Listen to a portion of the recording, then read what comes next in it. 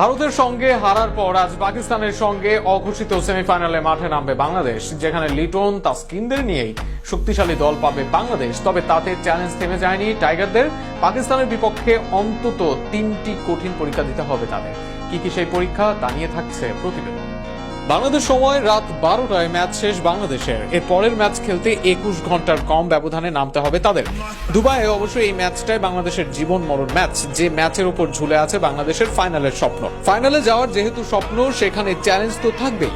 পাকিস্তানও দিবে সেই চ্যালেঞ্জ। সর্বশেষ ম্যাচে শ্রীলঙ্কাকে হারানো পাকিস্তান ছেড়ে দিতে চাইবে না টাইগারদের, কেননা একই সমীকরণের সামনে দাঁড়ানো তারাও। কিন্তু কি কি চ্যালেঞ্জ ফেস করবে বাংলাদেশ? বুমরা থুসারা থেকে এবার বাংলাদেশের চ্যালেঞ্জ শাহিন শাহ আফ্রিদি। যেদিন বাংলাদেশ বিপক্ষ দলের ফ্রন্ট লাইন পেসারকে ভালো সামলেছে, সেদিনই এশিয়া কাপে জয় পায় দল।